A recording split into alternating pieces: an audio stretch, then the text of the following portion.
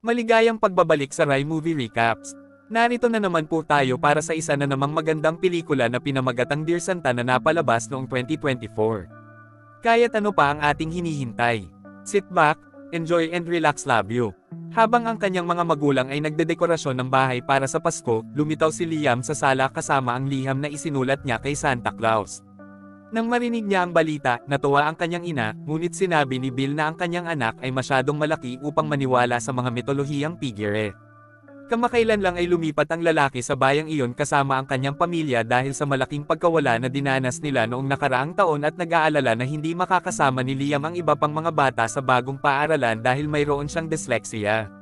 Sa isang pagtatangka na bigyan ng katiyakan ang kanyang mga magulang, sinabi ng batang lalaki na nakipagkaibigan siya kay Gibby sa paaralan at sinabing madalas siyang nakikipaglaro sa kanya ng soccer.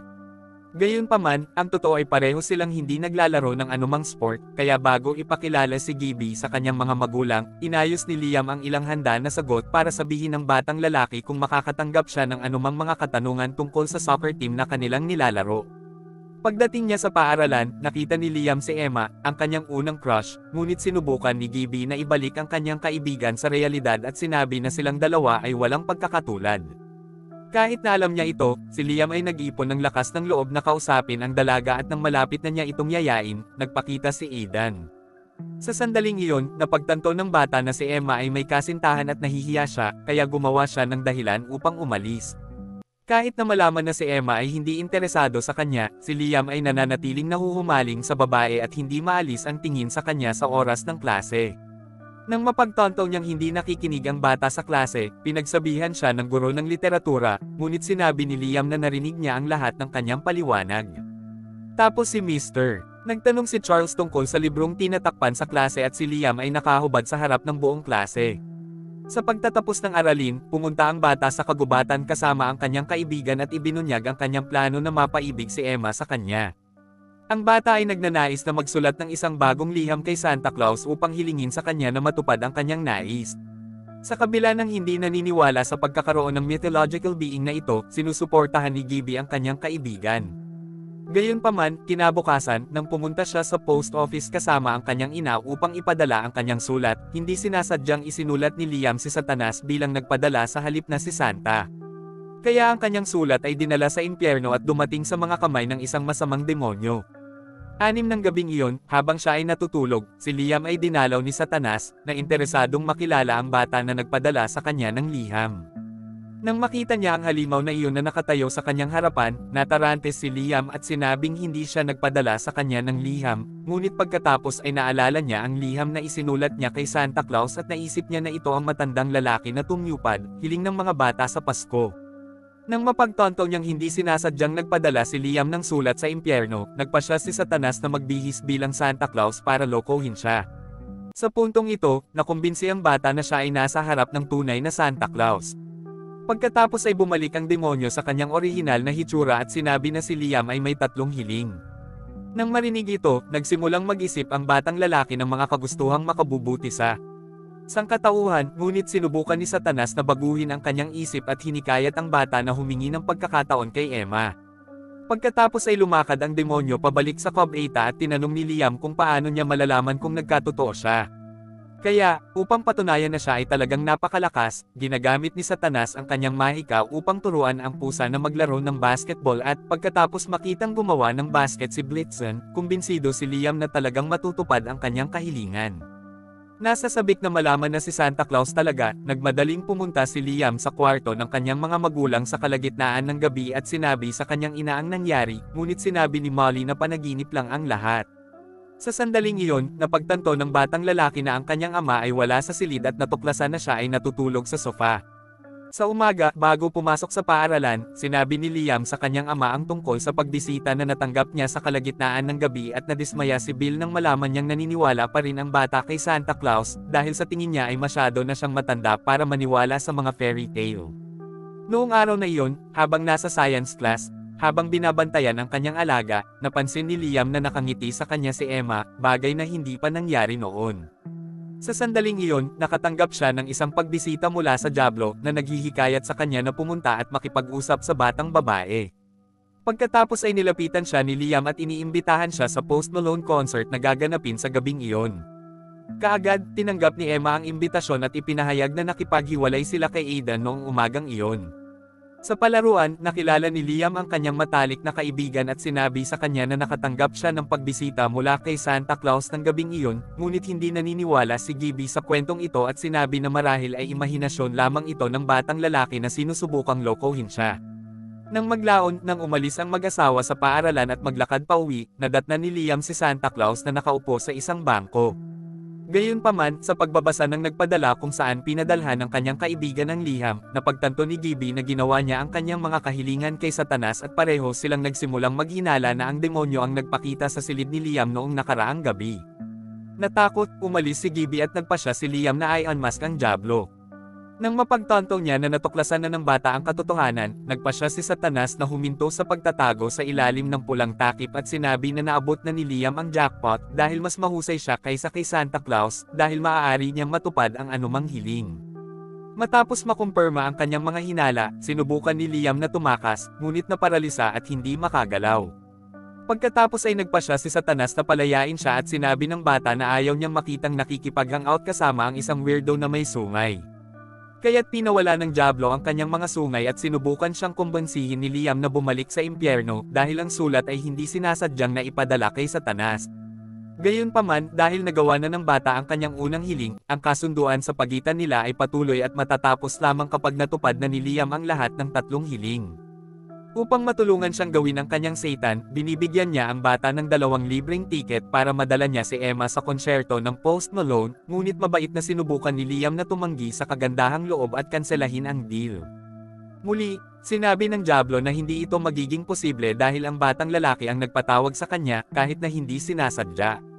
Ayon kay Satanas, ang magandang balita ay mayroon pa ring 2 hiling si Liam. Ngunit ang masamang balita ay pagkatapos niyang gawin ang natitirang mga kahilingan, ang kanyang kaluluwa ay dadalhin sa impyerno.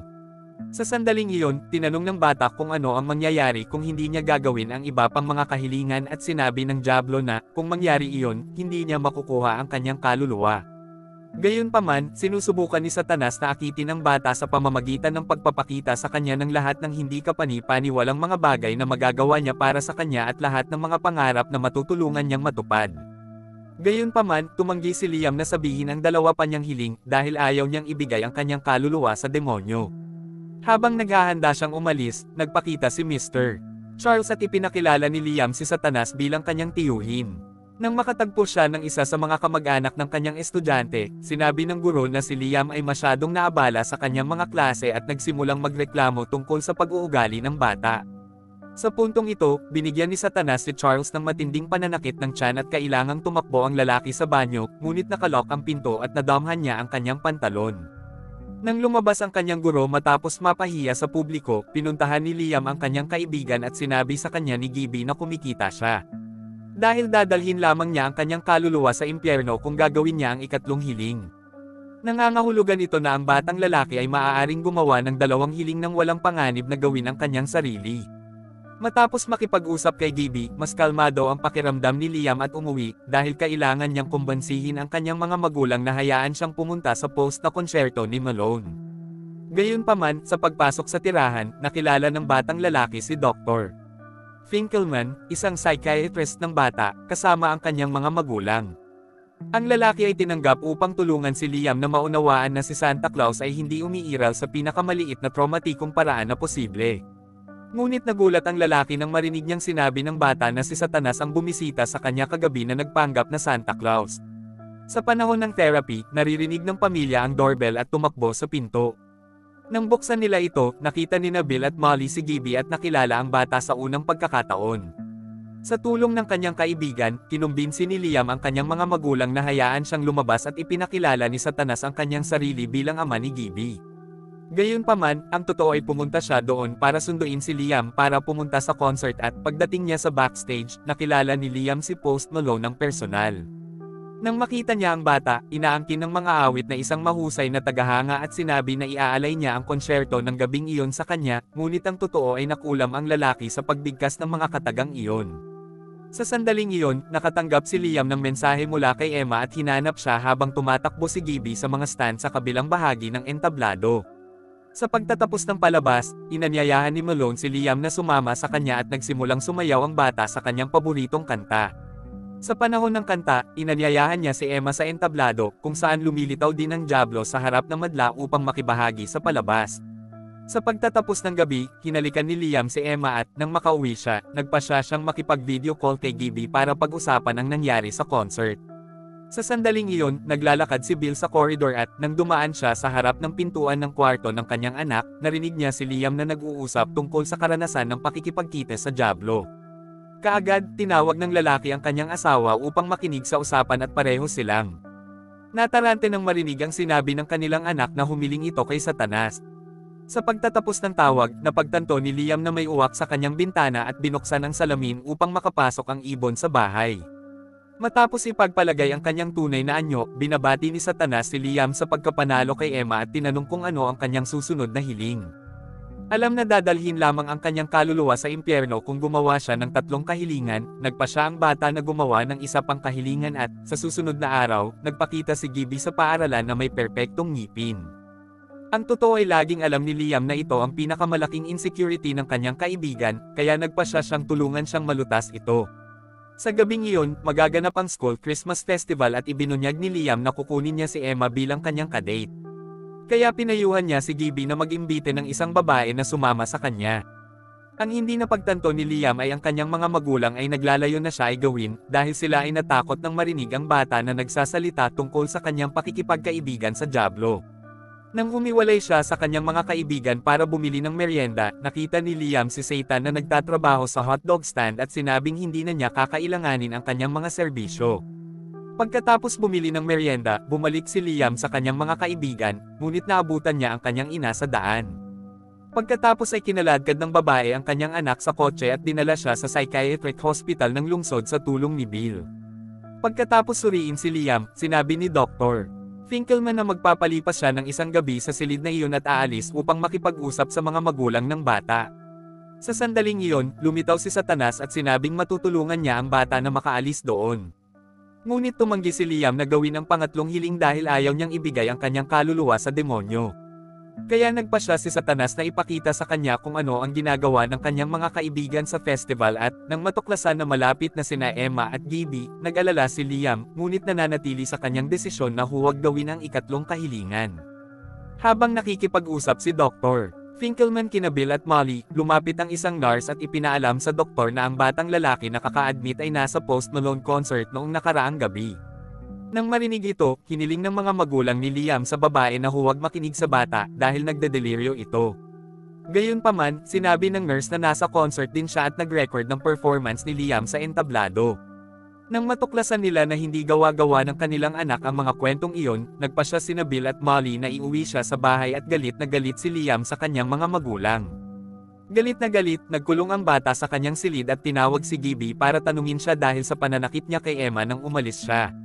Matapos gamitin ang kanyang pangalawang hiling upang ihanay ang mga ngipin ng kanyang kaibigan, hindi inaasahan ni Liam na pagtataksilan siya sa ganitong paraan, ngunit sinabi ni Gibby na hindi siya nanliligaw kay Emma. Matapos ibaba ang tawag, umupo si Liam sa pintuan ng kanyang kwarto at nakikinig sa pag-aaway ng kanyang mga magulang. Mula nang mamatay ang kanyang nakababatang kapatid 1 taon na ang nakalilipas, ang pamilya ay hindi naging pareho dahil ang mag-asawa ay nag-aaway araw-araw. Pagkatapos nitong huling pagtatalo, nagpasya si Bill na umalis sa bahay at sinabing titira siya kasama ang kanyang kapatid sa loob ng ilang araw dahil sumusuko na siya sa kanyang kasal. Nang gabing iyon, nang matulog ang kanyang mga magulang, kinuha ni Liam ang kanyang Amerikana at tumakbo palabas ng bahay sa pamamagitan ng bintana ng kwarto upang bisitahin si Satanas. Sa hotel na tinutuluyan niya. Nang makitang nagkakawatak-watik ang kanyang pamilya, nagpasya ang bata na gawin ang kanyang ikatlong kahilingan, dahil gusto niya maging masayang mag-asawa muli ang kanyang mga magulang. Matapos gawin ang kanyang kahilingan, tinanong ni Liam kung ano ang mangyayari sa kanya at sinabi ni Satanas na kukunin lamang ang kanyang kaluluwa pagkatapos na mamatay ang bata sa mga natural na dahilan. Kaya't ang bata ay gumawa ng kanyang pakikitungo sa Diablo na opisyal at umalis na bigo, ngunit masaya na magkaroon ng pagkakataong iligtas ang kasal ng kanyang mga magulang. Nang pumunta siya sa silid ng kanyang anak upang magpaalam at subukang magayos, napagtanto ni Molly na tumakas ang bata at tinawag niya si Bill upang sundan siya. Habang nagmamaneho sa paligid ng lungsod para hanapin si Liam, nagpa siya ang mag-asawa na ay parada ang kotse upang mag-isip tungkol sa isang diskarte sa paghahanap, ngunit gamitin ang oras na ito para makabawi. Sa panahon ng pag-uusap, sinabi ni Bill na hindi dapat sisihin si Molly sa pagkamatay ni Spencer dahil namatay ang batang lalaki sa isang aksidente at ang babae ay nabuhay na may pakiramdam ng pagkakasala sa lahat ng oras na ito. Pagkatapos magayos, nakita ng mag-asawa si Liam na naglalakad mag-isa sa kalye at pinasakay siya ni Molly sa kotse. Kinabukasan, pagdating niya sa paaralan, nakasalubong ng batang lalaki si Aiden, na sinamantala ang pagkakataong subukan siyang pagtawanan, sa paniniwalang ninakaw ni Liam ang kanyang kasintahan. Nang marinig ang mga panunuya, nagpa siya ang bata na lumaban at, sa unang pagkakataon sa kanyang buhay, nagkaroon ng lakas ng loob na harapin ang isang maton na sinusubukang hiyain siya. Sa puntong ito, napunta si Liam sa pagsuntok, ngunit hindi niya pinagsisisihan na sinabi niya ang lahat ng dapat niyang sabihin, dahil ang kanyang kaluluwa ay hinatulan na mapunta sa impyerno pagkatapos ng kanyang pagkapahamak. Huling araw na ng pasok bago mag-Christmas break at muling itinuon ni Mr. Charles ang atensyon ni Liam sa pagiging absent-minded nito sa klase. Ngunit sa pagkakataong ito, sa halip na subukang ipaliwanag ang kanyang sarili, agad na sinagot ng bata ang kanyang guro at hiniling sa kanya na ihinto ang pang-aasar sa kanya. Matapos ang hindi mabilang na mga aralin sa pakikinig sa kanyang guro sa panitikan na nagbibigkas ng mga dakilang gawa ng panitikan, nagpa siya si Liam na harapin siya at sinabi na kung siya ay isang mahusay na may akda, siya ay naging sikat na ngayon sa ilang aklat na kanyang isinulat sa halip na magturo ng elementarya. Nang marinig ito, muling pinag-isipan ni Charles ang kanyang buong buhay at napagtanto niya na siya ay talagang isang bigong tao, dahil hindi siya kailanman lumago sa kanyang karera sa pagsusulat gaya ng lagi niyang pinapangarap. Nang mapagtanto niyang nasaktan niya ang kanyang guro, pinagsisihan ni Liam ang sinabi nito, ngunit hindi siya humingi ng tawad dahil naging sapat na siya sa kanya. Gayunpaman, sa pagtatapos ng aralin, nang makipag-usap siya kay Emma, napagtanto ng bata na labis siyang nalungkot sa kanyang saloobin, dahil hindi niya inaasahan na magiging napaka-insensitive ni Liam. Mamaya, pag-uwi niya, pinanood ng bata ang ilang lumang video na ni-record niya kasama ang kanyang nakababatang kapatid at nakatanggap ng tawag mula kay Gibby. Sa puntong ito, nagpa siya si Liam na sabihin sa kanyang kaibigan na mayroon siyang kapatid, ngunit namatay siya noong nakaraang taon at iyon ang dahilan kung bakit lumipat ang kanyang pamilya. Nang marinig ito, nakiramay si Gibby sa pagkawala ng kanyang kaibigan at humingi ng tawad si Liam sa pagbibintang sa kanya ng pananakit kay Emma. Sa rant, sinabi ni Liam na ginamit niya ang kanyang huling hiling at ngayon ay pinabayaan na siya ni Satanas. Liams, matapos makuha ang kaluluwa ng bata, bumalik ang demonyo sa impyerno at sumagot sa kanyang superior. Sa puntong ito, natuklasan niya na ang kasunduan na ginawa niya kay Liam ay hindi wasto, dahil para madala ni Satanas ang kaluluwa ng isang tao sa impyerno, kailangan nilang gumawa ng tatlong makasariling hangarin na mapapakinabangan lamang nila. Ang isa pang problema ay ang pagpapanggap ni Gorgon bilang si Satanas upang matupad ang kagustuhan ng bata, samantalang siya ay isang Allopiers na nagtatrabaho sa impyerno. Bilang parusa, siya ay hinatulan na hindi na tumaas sa ranggo ng matandang demonyo at hindi rin bibigyan ng tunay na sungay. Pagkatapos sabihin na hindi nakakailanganin ang kanyang mga serbisyo sa mga manggagawa, nagpa siya si Satanas na paalisin siya mula sa impyerno at sinabi na mayroon lamang siyang isang oras para magpaalam sa mga tao. Kaya noong gabing iyon, binisita ng impostor si Liam at ipinaalam sa kanya na nasira na ang kasunduan sa pagitan nila dahil ayaw na niyang kunin ang kaluluwa ng bata. Nang malaman niyang hindi na siya ipapadala sa impyerno pagkatapos niyang mamatay, nagsimulang magtanong ang bata ng maraming tanong at napagtanto niya na ang taong ito ay hindi ang tunay na Satanas. Matapos mabuksan ang maskara, walang pagpipilian si Gorgon kundi sabihin ang totoo at sinabing isa lang siyang demonyong mababa ang ranggo. Nang malaman niya na ang kanyang kaibigan ay itatapon sa impyerno dahil sa kanya, nakaramdam si Liam ng pagkakasala, ngunit sinabi ni Gorgon na nasiyahan siya sa pakikipagkita sa kanya at na ang impyerno ay hindi malaking bagay.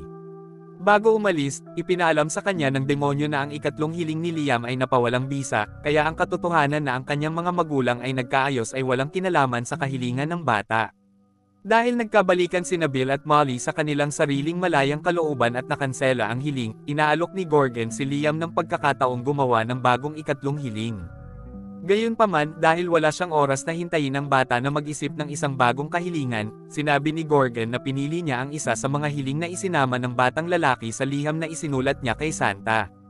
Matapos ibalita ang balita, umalis si Gordon at, sa umaga ng ika-25, habang naghahanda ang kanyang mga magulang ng hapunan sa Pasko, nagising si Liam at bumaba para pumunta sa kusina. Nang makitang masaya at nagmamahalan muli ang kanyang mga magulang makalipas ang mahabang panahon, napakasaya at gumaan ang pakiramdam ng bata nang malaman na wala ng panganib na masira ang kanyang pamilya. Nang matuklasan nila na nagising na si Liam, hiniling ng mag-asawa sa bata na maglakad papunta sa Christmas tree upang malaman kung ano ang nakuha niya mula kay Santa Claus, ngunit nang makarating siya sa sala, nadatnan ni Liam ang kanyang namatay na kapatid at natuklasan na ang nais ni Gordon ay ibalik si Spencer. Nang makita niya muli ang kanyang nakababatang kapatid, naging emosyonal si Liam at tumakbo para yakapin siya. Kahit na hindi niya maintindihan kung ano ang nangyayari o kung bakit umiiyak ang kanyang kapatid, niyakap siya pabalik ni Spencer. Sa sandaling iyon, habang magkasamang muli ang kanyang pamilya, tinitingnan ni Liam ang dekorasyon sa tuktok ng Christmas tree at nagpapasalamat kay Gordon sa lahat ng nagawa niya para sa kanya. Biglang nakatanggap ng tawag ang bata mula sa kanyang matalik na kaibigan at ipinaalam sa kanya na nabawi na niya ang kanyang kaluluwa. Nang marinig niya ang balitang ito, nagdiwang si Gibby at sinabing mayroon din siyang magandang balita. Matapos sabihin kay Emma ang tungkol sa pagkamatay ni Spencer, nakumbinsi siya ng batang lalaki na bigyan ng isa pang pagkakataon si Liam dahil naaawa ang babae sa kanya. Ang problema ay bumalik si Spencer at, para sa kanyang mga magulang, para bang hindi namatay ang bata. Kaya may isa pang problemang dapat lutisin si Liam. At dito na nga nagtatapos ang pelikula natin para sa araw na ito. Maraming salamat sa panunood.